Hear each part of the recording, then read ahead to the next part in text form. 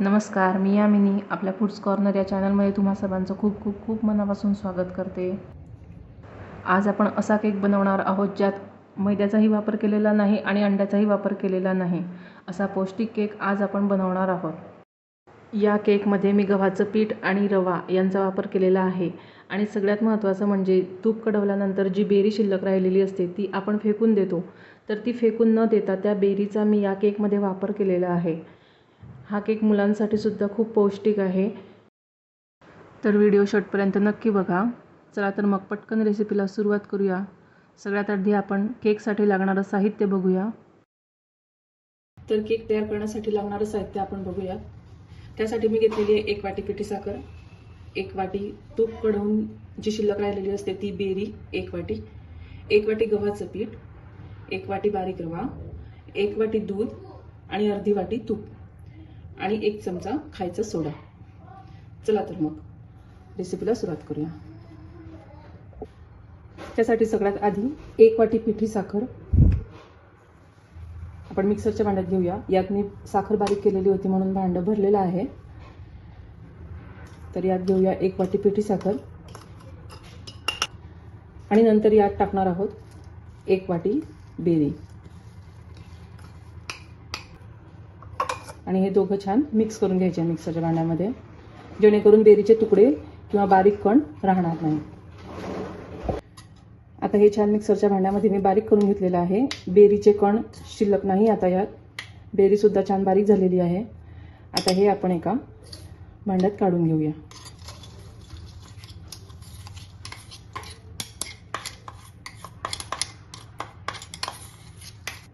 आता आपण मिक्सरच्या भांड्यात 1 वाटी गव्हाचं पीठ आणि अर्धी वाटी तूप घेणार आहोत आणि हे सुद्धा छान मिक्सरमध्ये मिक्स करून घ्यायचे. हे छान मिक्स झालेलं आहे. तुपाचं प्रमाण घेताना नेहमी पातळ करून घ्या तूप, म्हणजे प्रमाण चुकणार नाही. आता हे आपण या भांड्यात काढून घेऊया.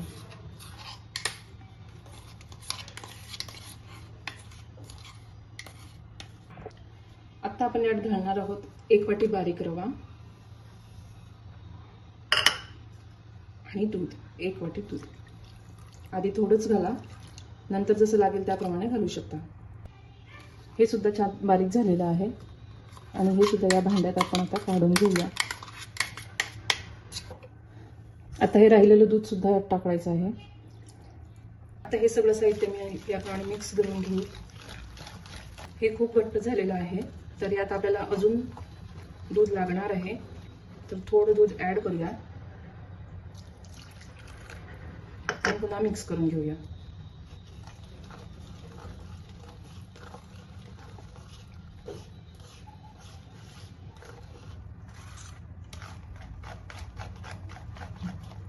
आणि आता यात आपण घालणार आहोत बेकिंग सोडा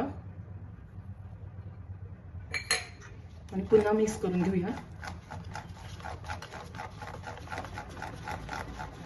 आणि आता हे मिश्रण आपण 10 मिनिटांसाठी मुरण्यासाठी ठेवणार आहोत, जेणेकरून यातला जो रवा आहे तो छान भिजणार आहे. आणि आपण याला 10 मिनिटांनंतर चेक करूया. हे मिश्रण रवा भिजल्यानंतर अजून घट्ट होणार आहे, तर तेव्हा सुद्धा आपल्याला जर अजून दुधाची आवश्यकता वाटली तर आपण यात पुन्हा दूध मिक्स करणार आहोत. तर आता हे मिश्रण आपण 10 मिनिटांसाठी ठेवणार आहोत. हे मिश्रण मुरतंय तोपर्यंत केकसाठी तयारी करूया आपण. मी केक कढईमध्ये बनवणार आहे, त्यामुळे कढई प्रीहीटसाठी ठेवते. आता करूया गॅस. यावर ठेवूया कढई. आता ही कढई माझी खराब झालेली आहे, तर मी ही कढई केक करण्यासाठी वापरते. आणि यात घालणार आहे आता वाळू.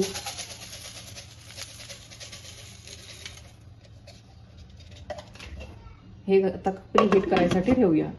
आता मी या केक टीनमध्ये केक बनवणार आहे, तर याला ग्रीस करून घेऊया. तेलाने किंवा तुपाने ग्रीस करू शकता.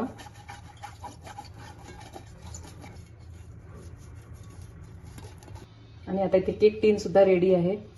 तर आता 10 मिनिटांनंतर आपण हे मिश्रण चेक करूया. तुम्ही बघू शकता हे छान फुललेलं आहे आणि थोडं घट्ट सुद्धा झालेलं आहे. तर यात आपण अजून थोडं दूध टाकूया आणि मिक्स करून घेऊया.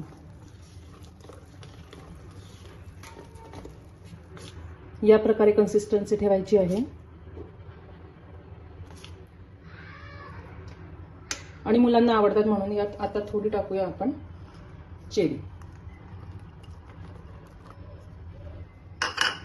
आणि हे पुन्हा सुद्धा छान मिक्स करायचं आहे.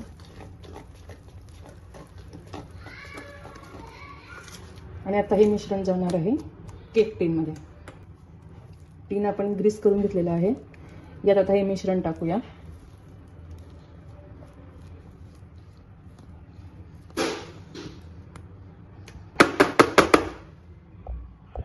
आणि कढई ते इकडे आता प्रीहीट झालेली आहे. यात ठेवूया आपण एक स्टँड आणि यावर ठेवणार आहोत केक टीन.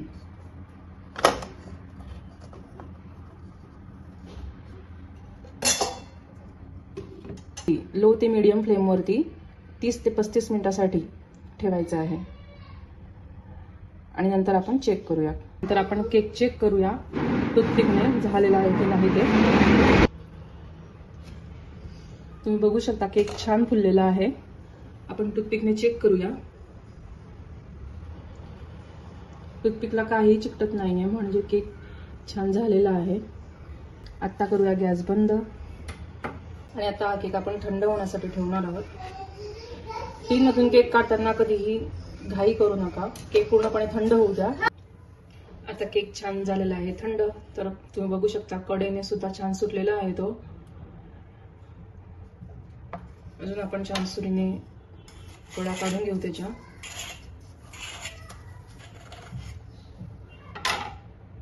आणि आता काढणार आहोत प्लेटमध्ये.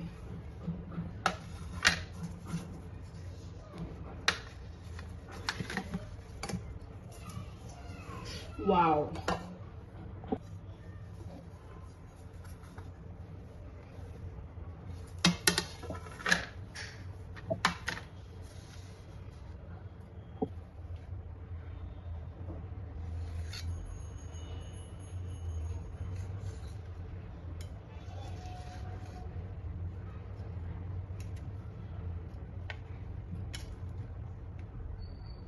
तुम्ही बघू शकता केक किती छान मोकळा झालेला आहे. ते खूप मऊ आणि मोकळा झालेला आहे.